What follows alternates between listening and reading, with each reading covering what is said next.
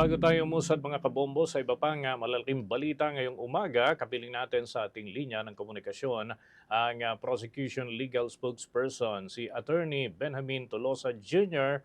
Welcome sa Bombo Radio Philippines. Tayo po ay napapakinggan at napapanood ng atin pong mga taga-subaybay.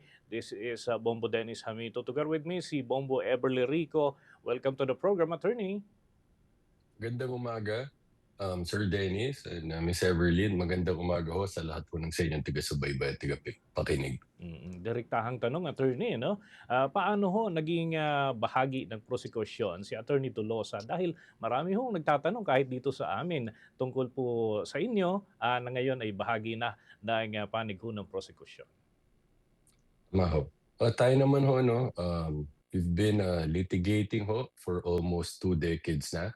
And I think it's because of this significant experience, no, that we were tapped, no, and given the opportunity to help in this pivotal constitutional proceeding. Okay, at this point, may mga himpilan din po ng Bombo Radio Philippines na magtatanong po sa inyo ng ilang mahalagang punto at yan ay kaugnay dun sa mga bahagi pa rin ng pinag-uusapan ukol dito sa impeachment. Bombo Ever? Alright, Attorney, bibigyang daan po natin yung katanungan po ng Bombo Radio Iloilo. Bombo Radio Iloilo, go ahead with your question. Maayong aga, Attorney Tolosa. Si Bombo Jan Talento po ito ng Bombo Radio Iloilo. Ano po yung kahulugan at epekto ng pagpapahintulot ng impeachment court sa mga surprise witness, Attorney Tolosa? Gusto kong liwanagin, siguro mas magandang itawag ho sa kanila imbes na surprise witness ay reserved witness ho, no. Yan ho yan ay under the rules ho na in-issue ho ng impeachment court. As a rule, dapat actually wala hong surprise witness talaga dapat, no. Dapat during pre-trial lahat ho ng mga ebidensya nakalista na ho yan sa mga pre-trial brief at dinisclose na ho yan sa korte. Ngayon, exception lang ho dapat yan, no? Yung pagpresenta ng witness na hindi pa na ilahad sa inyong pre-trial brief. No? So may dalawang pagkakataon ho na pinapayagan yan under sa rules ho natin. Yung una ho is kapag for security reasons, no? Hindi mo na ho gustong ilahad yung pagkakakilanlan ng tao, no, nung panig na magpepresenta sa kanya, pinapayagan ho yan. Pero of course, it has to be justified, no, why there are legitimate security reasons. But ganun pa man, bago ho ipresenta yan, no, sa hukuman, dapat at least 3 days before inform din ho yung kabilang panig, pati yung impeachment court dun sa identity nitong tao na to. Ang pangalawang example naman ho, no, ng reserved witness na pinapayagan under the rules, no, yan ho yung nakalagay sa rules if the identity of that person, no, is not yet reasonably known or available at the time of pre-trial. Kasi posible din ho after ng pre-trial, during the course of the actual trial itself, dun lang ho malaman ng isang party na meron palang ganitong klaseng ebidensya. Okay. Dito naman mumuli sa akin, Attorney, no? May mga nagtatanong ukol ho dun sa mirroring of evidence and witnesses. Ano? Sabi nga nung iba, parang kinokopya din ng panig ng defense yung hawak na data ng prosecution. So, pwede nyo ho ba kami bigyan ng, kumbaga, pagtingin hinggil sa bagay po na ito? And is this allowed ng impeachment court? Yung ganong proseso? Attorney, please. Una-una, lumabas ho itong usapin na to, no, dahil na-point out ito ng isa sa mga, or actually yung mga spokespersons natin, no, sila Ong Zia at si Kong Rene, no, na tila napakarami sa mga ebidensya ng prosecution ay tinawag nga nila it was just mirrored, no, in the pre-trial brief of the respondent, no, both documentary evidence and testimonial evidence, no. Ngayon, sa kabilang panig, sa kanilang naging tugon dito ay hindi posible na magkaroon ng mirroring, no, dahil daw sabay lang naman kami nag-submit ng aming pre-trial brief, no. Pero alalahanin natin itong mga ebidensya namin, matagal nang itong nalaman ng buong publiko, no, doon sa mga proceedings sa Congress noong pahong 19th Congress, no, pati na doon sa mga nangyaring clarificatory hearings before the Committee on Justice ng Congress. So same witnesses po at same evidence, marami dyan, no, na gagamitin ulit naturally dito ho sa actual trial na. So let's give concrete examples. For example, NBI Director Matibag, no? Yung mga handwriting experts ng NBI, AMLAC Director, no? So lahat yan, kahit sabay kami nag-submit ng pre-trial, pero lahat yan alam na nila, na witness namin ulit yan dahil na-presenta na namin yan kahit pa ho dun sa mga proceedings before the Congress or House of Representatives. Okay. Another thing, Bomboy Ever, mayroon ka pa mga additional questions for Attorney Tolosa dyan? Yes, Attorney Toloso, just for clarification lamang po siguro, kasi may mga nagsasabi po na tila inaasa daw po ng House Prosecution Panel ito pong kanila pong panig dito sa salang dito sa impeachment trial ni Vice President Sara Duterte sa mga private lawyers na kanila pong tinap. What is your comment on this po? Yes, okay.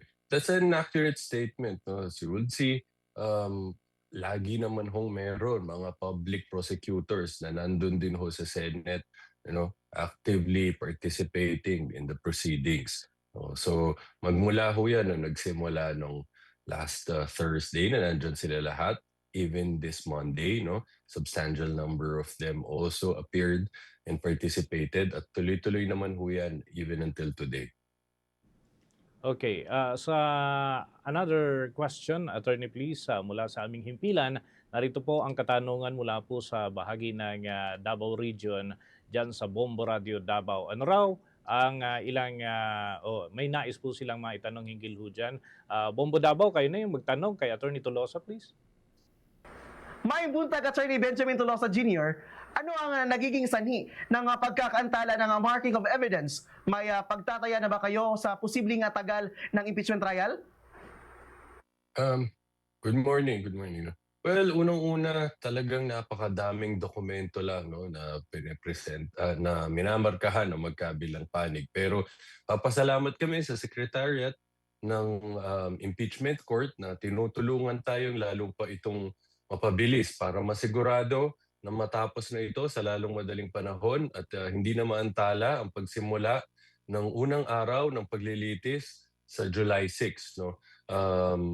In fact, today, nag-allocate ho ng more manpower ang impeachment clerk para ho sa marking. No? So today, magbibigay ho sila ng 5 marking teams para ho dun sa mga dokumento na paukol dun sa confidential funds na article ho at 2 marking teams para naman ho dun sa unexplained wealth. No? So inaasahan ho namin na patuloy-tuloy ho itong proseso na to at matatapos na ho ito. Ngayon naman ho, kung gaano itatagal ng mismong impeachment proceedings including trial, no, ang masasabi ko ho, naghingi ho ng 60 days, no, or 62 days to be exact, ang prosecution para ho mailatag namin lahat ng aming ebidensya, matawag namin lahat ho ng aming mga witnesses. At sa kabilang panig naman ho sa depensa, humingi naman ho sila ng 30 days. No? So kung titignan ho natin yan, that will be around 3 months or a little bit more. No? Pero hindi naman ho yan cast in stone. No? Pwede pa rin ho yung ma-modify, pwede pa ho yung mas mapaiksi, lalo na kapag pagpapayagan tayo na magpresenta ng mahigit sa isang witness sa isang araw, so pwede hong mas mapabilis ho. Okay, another thing, Attorney, yung tungkol ho doon sa sinasabi na mula doon sa initial schedule, mukhang lumalawig at kung hindi ho matatapos ngayong araw, ano ho ito, next week na ang continuation or sisikapin talaga na mabuo yung marking of evidence and other information within today. Tama ho ba, Attorney, please? sisikapin ho nating matapos yan, no? Pero kung hindi man ho yung matapos today, at least within the week, no? In fact, pinayagan ho tayo today na tuloy-tuloy yung trabaho hanggang 7:00 ng gabi. At kung hindi man matapos, tutuloy ho yan bukas. In fact, hanggang Sabado, pinayagan ho tayo na tuloy-tuloy yung trabaho, no? At kaya again, nagpapasalamat kami sa Secretariat ho ng Senate at pati ho sila, no? Sasamahan tayo, papasok din sa Sabado para matapos na natin ito. Okay, Bongo Ever? Alright. Attorney Tolosa, kuhan din po natin ang katanungan po ng aming pang-estasyon dyan po sa may Cagayan Valley Region. Go ahead, Bombo Radio Kawayan, with your question. Naimbang bigat, Attorney Talosa, sir. Mula po rito sa impila ng Bombo Radio Kawayan, ito pong aming katanungan. Ano pong inyong tugon sa issue na sinasabing nilamon ng buhay ang prosecution ng isa sa mga defense lawyers po, Attorney? Naku, wala hong katotohanan yun. No? In fact, in-explain ho namin, imposible ho yung mangyari. Dahil ang impeachment clerk ho, under the rules, wala ho siyang authority, no, na mag-resolve ng any of the issues raised during pre-trial. No? Ang pwede ho lang niyang gawin ay ilista lahat ng mga argumento o motions na gustong that any of the parties would want to raise, no? Tapos ito ho lahat nito, ifo-forward ho ito sa impeachment court at ang impeachment court ko ang pwedeng mag-issue ng order resolving these matters, no? So, factually inaccurate po yan, no? In fact, ang pwede ho naming masabi objectively, no, ay nangyari ho doon sa pre-trial ang objectives ho ng prosecution, which is ang gusto namin magsimula na gumulong ang proseso, no, at itong pre-marking matuloy na at matapos mas lalong mabilis na panahon ho. Okay, sige. Finally, attorney, kung may mga nakahanay ho na schedule after nitong marking ng mga ebidensya at iba pa sa bahagi po ng pre-trial, ano ho yung aasahan ng publiko para na rin sa kabatiran ng mga nakaabang dito ho sa usapin ng impeachment kay Vice President Sara Duterte? Are you asking ho about the schedule in the next days? Oo. So, tuloy-tuloy ho, no, hanggang pinipilit naman namin kung matatapos today, that's better, no? Pero kung hindi man ho matapos today, ang marking, tutuloy ho yan bukas, no? Hanggang Sabado ho, no? Liliwanagin lang ho namin, although mukha hong nagtatagal, no, itong pre-marking of evidence, in the end, makakatulong ho ito sa mismong paglilitis na. Dahil imbes na ho gagawin namin to, no, while during the trial itself, mas mapapabilis na ho, no, dahil ngayon na namin to tinatapos, no, para hindi na kailangan niyang ulitin during trial yung mismong pagmamarka ng mga ebidensya, no, pagsusuri isa-isa ng both parties para mag-agree kung original ba yan or hindi. So, para naman ho din ito sa mas ikakabilis, no, ng proseso kapag nandun na ho tayo sa mismong paglilitis. Ever? Bombo Ever? Alright. Attorney Tolosa, siguro klaruhin na lamang din po namin and kunin po namin yung inyo pong side. Kung meron nagkakaroon po ba ng delaying tactics doon sa panig po ng depensa, considering po itong extension nga po ng kumbaga pre-trial ng impeachment proceedings laban po sa Vice Presidente? Ayaw ko naman hong sabihin, no, sinasadya ho nila ang pagde-delay, but pwede ho namin sabihin meron hong ginagawa sa kabilang panig na maaaring mag-cause ho nitong delay na ito, which is for example ho yung insistence nila na kahit ho sa mga common exhibits o yan ho yung exhibits na pepresenta ng parehong panig, no, ang usual na patakaran ho dyan ay isang dokumento na lang, no, ang susuriin na magkabilang panig at mamarkahan since pareho namang gagamitin yan na ebidensya ng magkabilang panig. At ang nangyayari ho dito, on the insistence of the defense, ay dalawang kopya pa ho ng same document ang minamarkahan. No? So, nagkakaroon ho ng duplication of work and because This entails hundreds of documents consisting of thousands of pages. As you could see, syempre ho, medyo nakakatagal yan. But to clarify, no, ayoko naman ho magbintang na sabihin na sinasadya nila na man-delay. Kung sinasabi ko lang, itong ganito hong nagiging proseso, nagkakaroon ho ng ganong effect yan. Mm. Ihabol na lamang po namin, attorney, ano, dahil nabanggit dati, I'm talking about the previous impeachment case, ano, noong 2025, yung prepare for the bloodbath. Kayo ho, bilang tagapagsalita, legal spokesperson, do you expect bloodbath dito ho sa impeachment trial po na ito? And so far, ano ho yung magiging ganap na function po ninyo maliban sa pagiging tagapagsalita during the impeachment trial, attorney?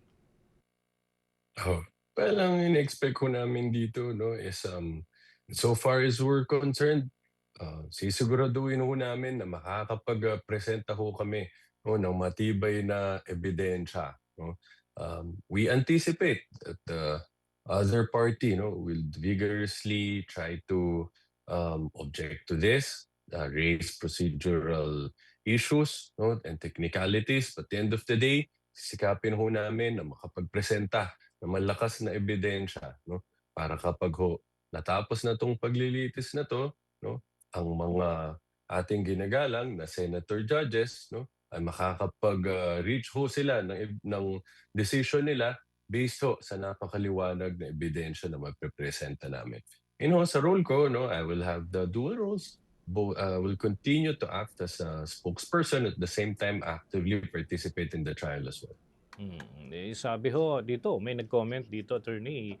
Sabi parang sa mga nakalipas na pagkakataon, kapag pinasasagot daw yung panig ng depensa, blanket denial yung kanila hong inilalatag.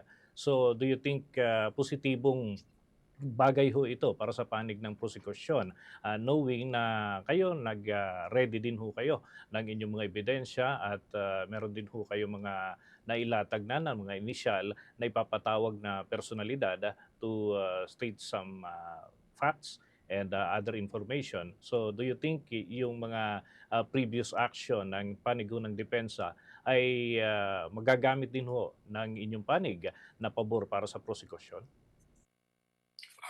Well, generally, yung their denial are considered as a weak defense, no. But tignan ho natin, no, kung pagdating ho dito sa paglilitis, kung meron ho silang mailalabas na ebidensya, because so far, no, as you know, doon sa answer ho nila, ang depensa nila doon is more of technicalities and matters of procedure. But ayaw ko naman hong i-preempt ang magiging action nila, no, sa actual trial. So hintayin ho natin ang gagawin nila dito.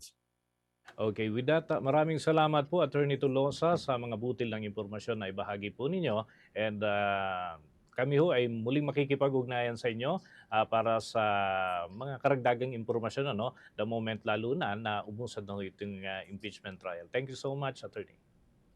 Maraming salamat din ho sa pagkakataon at magandang umaga sa inyo lahat. Mga kabombo, napakinggan at napanood po natin si Attorney Benjamin Tolosa Jr. Siya ho ay nagtapos ng Bachelor of Laws sa University of Santo Tomas at 2008 ho yan, mga kabombo. Rank 7 no, ho, sa kanyang klase at nag-take up din ho siya ng Bachelor of Arts, major in Legal Management sa University of Santo Tomas, mga kabombo at mga Kastar Nation. At consistent din lister pala si Attorney. Ano? Okay, mga kabombo, mga Kastar Nation, bukas ang Bombo Radio Philippines para naman sa panig ng depensa upang kanila namang mailahad ang kanilang mga sentimiento at patuloy na nakikipag-ugnayan ang Bombo Radio Philippines dito naman sa mga tagapagsalita ng kampo ng Vice Presidente para ho makapaglahad din naman ng kanilang panig at saloobin hinggil ho sa itinatakbo ng impeachment case dyan sa impeachment court.